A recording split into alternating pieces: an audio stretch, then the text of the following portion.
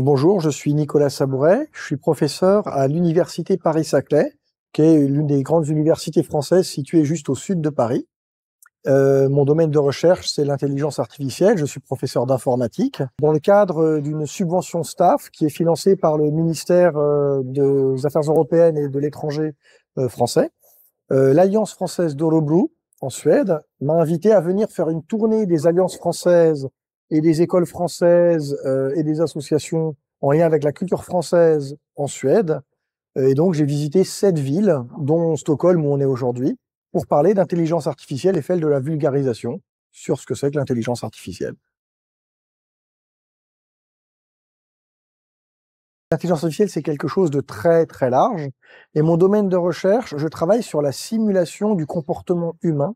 Donc, essayer de faire aux machines des choses qui sont typiquement humaines, comme avoir des émotions, faire des erreurs, simuler des relations sociales, simuler de l'activité humaine. Ça, c'est mes activités de recherche. Alors, il y a effectivement pas mal de questions applicatives derrière. Je vais citer 2 projets récents, juste pour donner 2 exemples. On essaye de faire des personnages virtuels en 3D animés qui ont des comportements sociaux et qui du coup permettent, en interagissant avec des gens, de s'entraîner à plus d'activités sportives, à mieux gérer des entretiens d'embauche, à savoir comment mener un entretien avec un interlocuteur quand il y a des conflits. Là, on utilise du coup ces machines pour entraîner les humains à des situations où elles ont besoin d'interagir avec un autre humain. Ça, c'est un exemple. Et un autre exemple qui est plus sur la simulation, on travaille avec EDF R&D depuis plus de 15 ans maintenant pour simuler l'activité des gens chez eux. Et donc, les gens se lèvent le matin, ils font leur petit déjeuner, ils prennent leur douche, et tout ça, ça génère de la consommation. Et on essaye de simuler le rapport entre l'activité des humains et la consommation énergétique, dans l'objectif de réduire la consommation énergétique en France.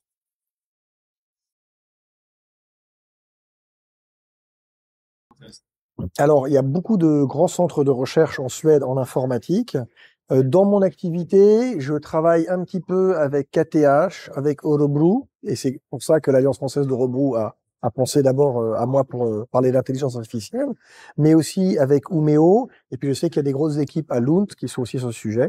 Donc Stockholm, Lund, Umeå, Örebro, vous voyez que sur toute la Suède, il y a des équipes de recherche en intelligence artificielle dans le domaine de la simulation des comportements humains, de l'interaction humain-machine, qui sont les sujets que nous portons.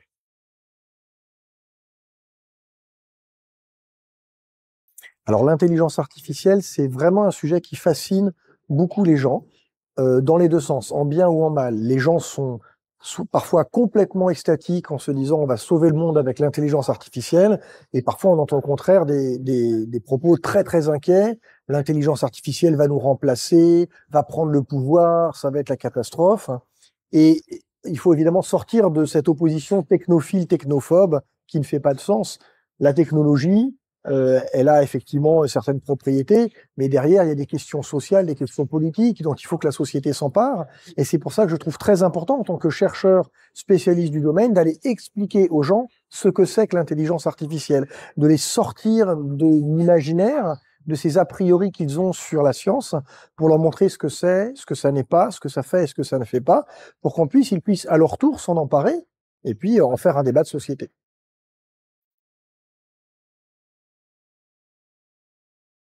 J'ai découvert l'informatique quand je suis arrivé à l'université, à Bac+2, un peu par hasard. En fait, je suis allé à l'université parce que j'étais à un moment où je cherchais ce que je pouvais faire. Et je suis immédiatement tombé amoureux de cette discipline. Je connaissais un petit peu la programmation, mais comme un loisir. Et j'ai découvert que derrière ce que je pensais connaître des ordinateurs, il y avait vraiment des sciences avec des propriétés mathématiques qui étaient intéressantes à étudier. Et très vite, je me suis dit, je veux faire ce métier-là. Ce métier de rechercher, d'enseigner, de découvrir des connaissances à propos de l'informatique. Et ensuite, en quatrième année, en Master 1, pour maintenant, j'ai découvert l'intelligence artificielle grâce à mes enseignants à l'université. Et je me suis tout de suite intéressé à cette idée que je trouve un peu fascinante de se dire qu'on allait pouvoir refaire des choses que font les humains avec la capacité de calcul des machines, ce qui est un vrai défi, hein. Faire par le calcul des choses que nous on fait en réfléchissant, c'est le défi de l'intelligence artificielle. Et du coup, j'ai commencé à m'intéresser à ce sujet, avec évidemment beaucoup d'ambition. Quand on a 25 ans, on s'imagine qu'on va découvrir des choses incroyables. Et au fur et à mesure que j'ai mieux compris, mieux appris sur cette discipline, je me suis rendu compte qu'il y avait plein de choses extrêmement fortes en lien avec l'humain. Et comme moi, je me suis toujours intéressé à la relation entre l'humain et la machine, entre l'utilisateur et l'objet, j'ai trouvé que c'était intéressant de travailler sur comment faire que les utilisateurs puissent mieux utiliser les machines et que ce soit les machines qui s'adaptent à l'humain et non pas les humains qui s'adaptent aux machines, ce qui est un peu souvent le travers quand on conçoit des systèmes. Et l'intelligence artificielle permet ça. Elle permet de faire des machines qui s'adaptent aux humains. Donc c'est ça qui m'intéresse dans mon sujet. De dire que l'IA, c'est l'affaire de tous, je pense que c'est un élément vraiment important. Hein, effectivement, l'intelligence artificielle, il ne faut pas que ça reste un problème de spécialiste. Je pense que tout le monde ne peut pas être expert en intelligence artificielle et ça n'a aucun intérêt, mais tout le monde doit comprendre au moins ce que c'est et ce qu'il y a derrière et sortir des clichés, des choses qu'on voit dans les films, qui sont certes amusantes, mais qui sont pas la réalité de ce qu'est la science.